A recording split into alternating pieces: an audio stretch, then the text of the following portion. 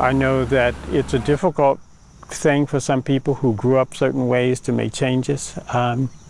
It's painful sometimes, but the changes need to be made. We all inherit the agreements of our forefathers and forebears, and it's up to us to decide if those social contracts, if those agreements actually speak to the kind of country that we want. And until we start telling the whole story of our community, and that whole story includes things that are uncomfortable and challenging for people. Let's let this be the first step, where we start tackling historic racism and things that are not acceptable to this community. We call ourselves diverse and welcoming. Well, then that's what we need to be. But there were so many people who had new ideas around what defined the city of Hyattsville and who they wanted to choose as a namesake, or what ideals or concepts they wanted to recognize here in the city of Hyattsville. Renaming a park is just that, the name. It's actually what happens within the park, and those who are welcome to come to the park, the activities that take place in the park that can make a positive difference.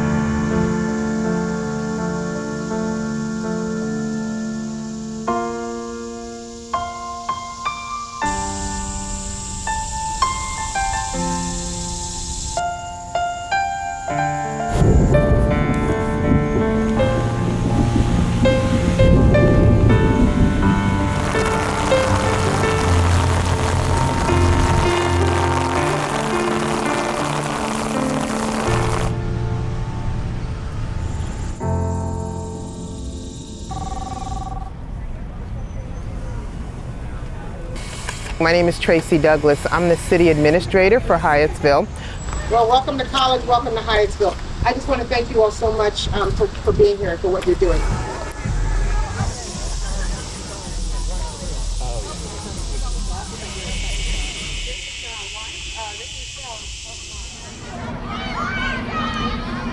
David C. Driskell Park is our community park. We have in Hyattsville over 14 parks, but this is our largest park. It's 32 acres. This is a park that people come to from all walks of life. They come out to go on our walking trails, to speak of walking.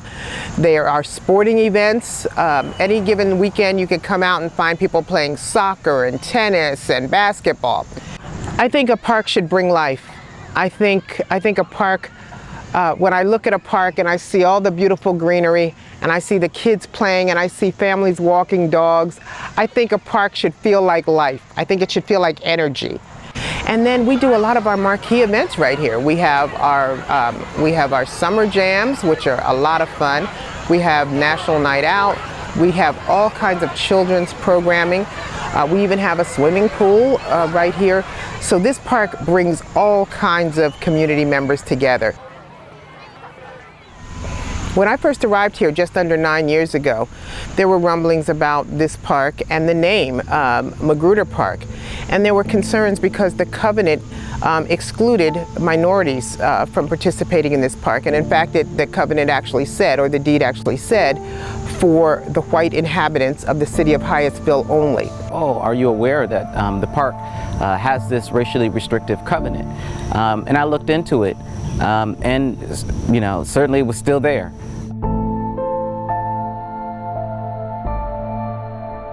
There's a gentleman in Ward 5 who I'll never forget, who wanted to sit down with me on the stoop in front of his house. And he was so moved that he had to sit down and just say he was extremely appreciative, because he was the first African American to move on his street, to purchase a home on his street. He had grown up in the city of Hyattsville. And he remembered when he couldn't go into the Safeway that was once on Hamilton Street and Queens Chapel Road, and he couldn't go into this park.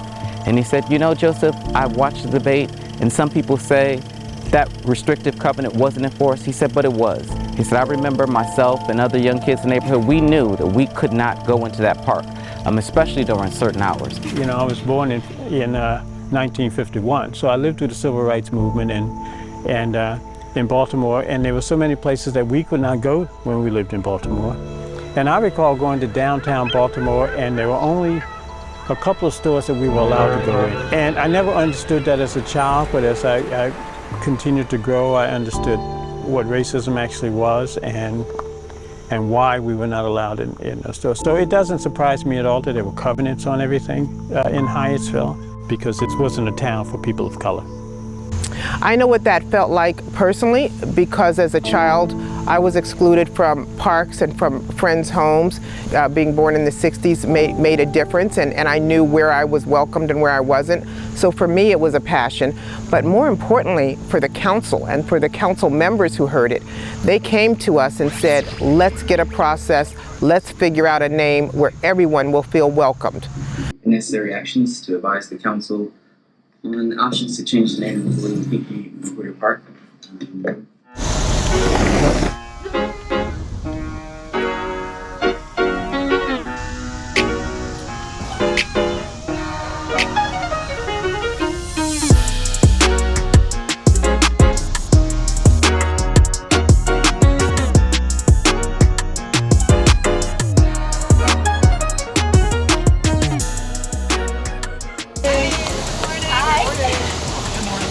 And I thought it was time for someone to be honored, for someone like David Driskell to be honored in Hyattsville, for what he's done for so many folks. And I thought it was a great choice because of the wrongs that were done in this park. I'm Robert Crossan, I'm the mayor of Hyattsville. I've lived in Hyattsville for 34 years. Been on the city council for 9. I grew up in South Baltimore in the projects of South Baltimore, the Cherry Hill homes. And I lived on Carver Road. And it's interesting to me with names in this particular area like Carver and Bunch and Booker T Drive and Spelman Road. No one at my school ever taught me or any of us the significance of these names. So we didn't know who these folks were. And it wasn't until I got to college that and did some research on my own that I actually found out who they were. And the renaming of this park, I think, after David C. Driskell, I think it's an opportunity to share who this person was and the significance that he's made for this country. And I don't think that any child should grow up not knowing the depth of the history, cultural history that this country has. The member of the Preservation Association, Stuart Eisenberg, actually was doing research on mapping racism in Hyattsville, and he came across the deed and discovered that there was a covenant in that deed. So my name is Stuart Eisenberg. I'm a 27-year resident of Hyattsville, and I'm the executive director of the Hyattsville Community Development Corporation. The Hyattsville CDC is a 501c3 nonprofit whose focus is on community revitalization. So the way Hyattsville CDC came to be in this building is we intervened in it being demolished. It had some historic significance and we've been renovating it. And the great irony is that Hyattsville CDC's offices are in the home of William Pinkney Magruder here on Farragut Street. Mapping Racism is a program that we are undertaking research to identify all the racist covenants that are within the city, every address. We started this project out about 3 years ago. If you're interested in something in a particular slide, I'd like you to put a question. A deed is a legal document that demonstrates the transfer of ownership of property or a vehicle or something like that. It's a legal document. A covenant is a promise or agreement. And so covenants appear within a deed as part of the deed. Okay, so in this case, what we've been analyzing is restrictive covenants that are restrictive related to race within the deeds that transfer the title of ownership from one property owner to another. The use of restrictive covenants in Hyattsville started in 1906, and it was a little bit invisible because it's not something that is stamped on every house and every address. It's a social policy without ever making it as a law on the books. And this was just one element of how we hadn't been serving the majority-minority community by retaining a name that's elemented in controversy and pain and exclusion.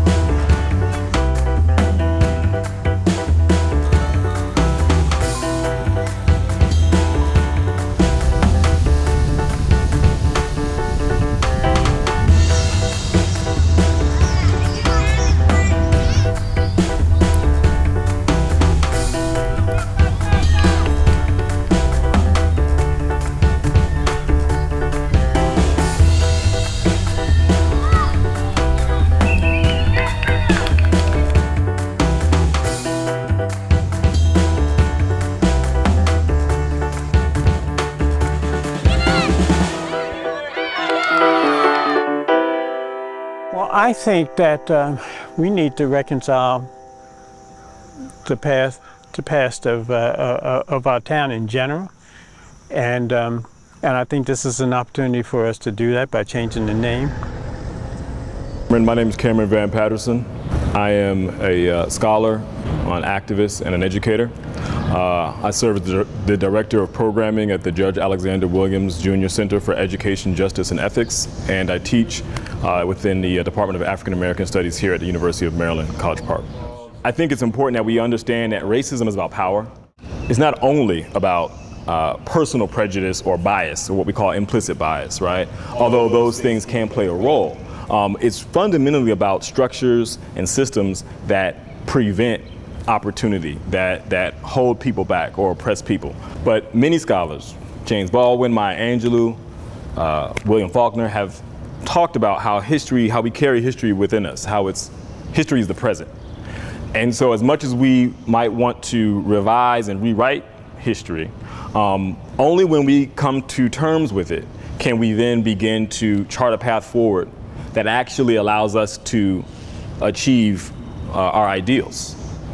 We have to understand that America is a post-racial slavery society, and restrictive covenant segregation is the byproduct of a country founded in that kind of a structural racism, right? In fact, to the case in point, William Magruder's language is a textbook example of what Cheryl Harris calls whiteness as property. It's this idea which is fundamentally predicated upon the right to exclude, right? And so in creating a sort of a policy that says this is going to be a segregated space, right?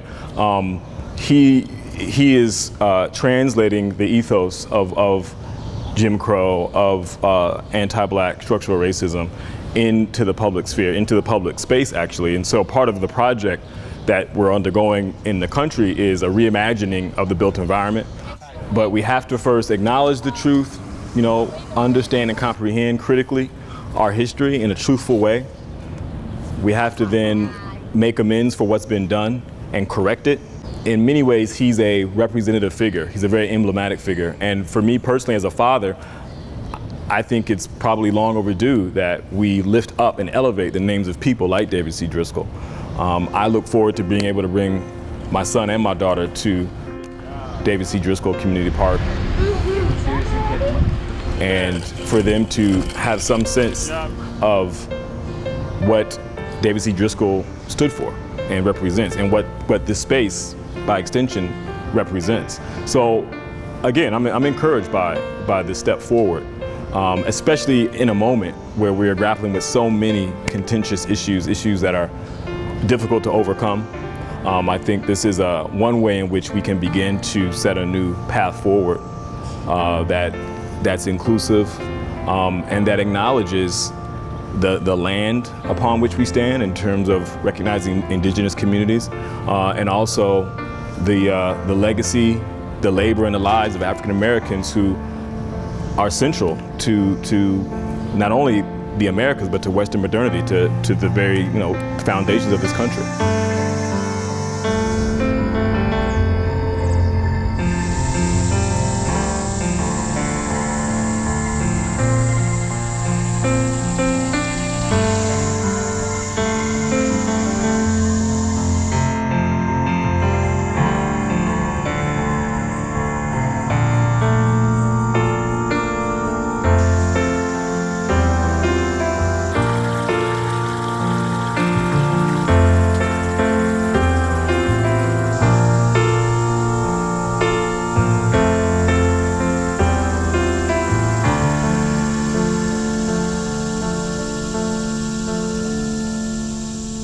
I think that a park is a place for families to get together, for celebrations, but also to enjoy nature, and especially in an urban environment, it's an opportunity to have green grass and fresh air. I'm Joseph Solomon, Hyattsville City Council President and Ward 5 Representative. I've lived in Hyattsville for 10 years. There was interest in people who wanted to just keep the name the same, because that's what they've grown up with and that's what they've known all of their life. This was Magruder Park. But I think that there was a level of complacency there, and it's on us as council members to help educate people on how building a welcoming community also means that we don't want to disrespect you or your history, but we want to make sure that everybody's involved in the process. Well, Hyattsville's largest park has been under scrutiny recently. The park is named after William Pinkney Magruder, a segregationist from the early 1900s. Tonight, the City Council will meet to discuss a possible change. And there's also our responsibility to have a level of transparency so that everyone can see. It's not something that we're pushing as the council, but this is a community-led initiative. As well as providing a framework to develop a plan for community outreach and soliciting resident feedback on suggestions for a name change. When we talk about engaging all of our community, our local parks are those elements that every piece of the community has some sort of tie-in, some sort of attachment to. And so when we talk about renaming a park, I think it becomes a big deal because everyone wants to participate in that process and everyone feels a sense of ownership. And I think that that's beautiful. I was really proud of the community engagement process. We identified several platforms where residents could provide input on what they'd like to see in their park and how they'd like their park to be known and named. With all of that input, there were several themes that kept jumping out. People identified themes such as Unity Park, David Driskell Park, Nakach Tank was another name, and that made it a little easier for our committees to try to narrow it down to what this community really wanted. But I will tell you that it was important that they select a name that, one, the community rallied around, but two, that was reflective of inclusivity and diversity. And with David Driskell's background and history, not only in this nation, but internationally, and the work that he's done as a scholar and as an artist for African American art, I think that resonated, particularly because he was a resident of Hyattsville. And we're proud of that. Yeah, I think that David Driskell is a friend. He was a quiet person. But you would see him at parties every now and then. He came to my house at one point for a cookout. I was also always in awe of him because, he'd done so much and he was famous, and it's like, wow, who am I, to be able to sit and talk with Dr. David Driskell. When we could talk politics, and which is what he talked about quite a bit. And seeing his artwork, for instance, he spoke volumes in his art.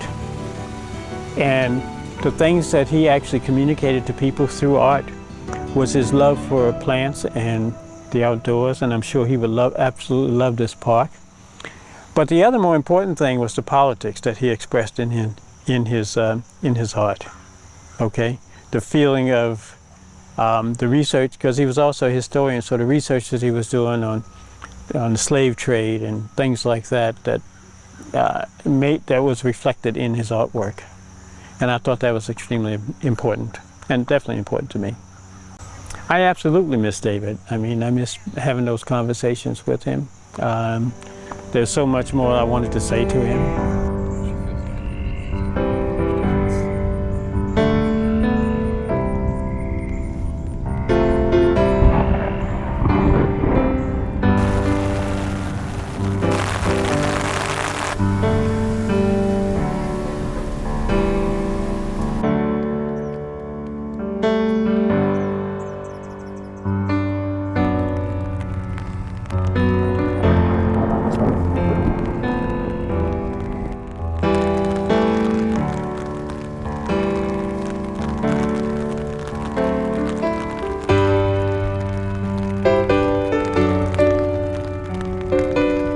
My name is Davreen Driskell. I am the oldest of David and Thelma Driskell's daughter.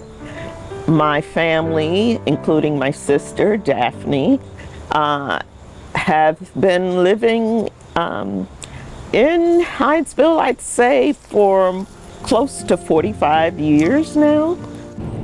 I believe my father was important to this community and communities worldwide because of the contributions that he made, not just in the field of art, but of education as well, as an art historian, and the different books he wrote. And having made these contributions and being able to reach out to people and to connect, I think that in itself speaks.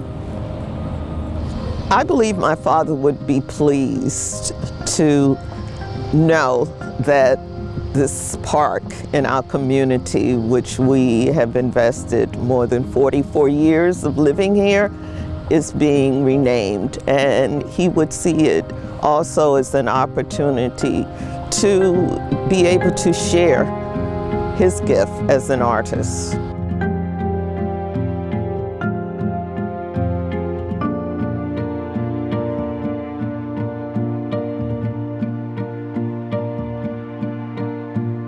This was a park that we brought our children to play in.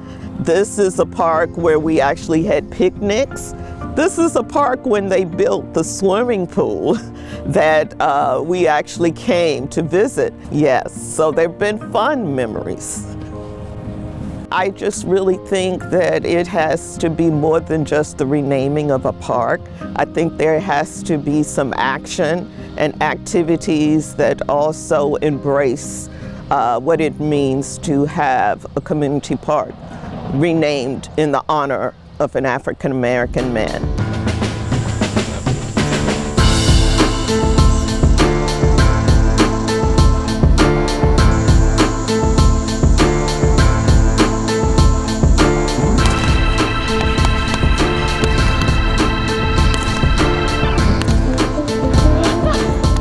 One of the beautiful things about Hyattsville is that it is a quiet, quaint community where everybody wants to feel involved and is hoping to make our city one of the best in the country.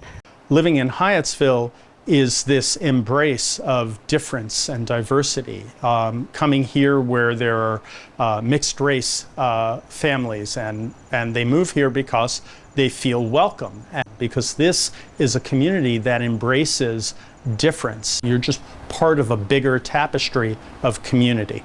I can't imagine living somewhere without a place like Driskell Park. So for me, it's a source of happiness. I think it's time for us to actually do more to explore the different cultures that we have and work towards understanding our differences and embracing these differences and working with each other. And I think changing the name of this park is a step in that direction. Well, outside, you know, I'm just like calm like this, right? But inside, I'm like, yes! Yes, that actually happened.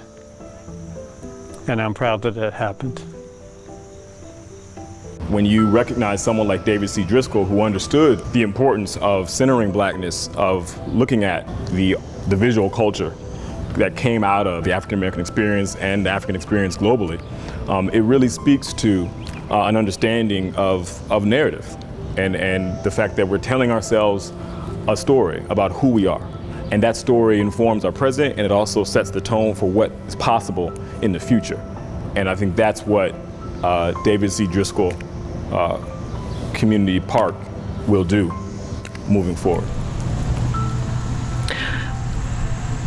When I walk through this park, I just think of how far we have come as a community and as a country. We still have a long way to go, but I do think about the beauty of just seeing people with differences coming together and embracing each other and loving on each other. I think it's such an important thing. Now I got tears, so I got to stop.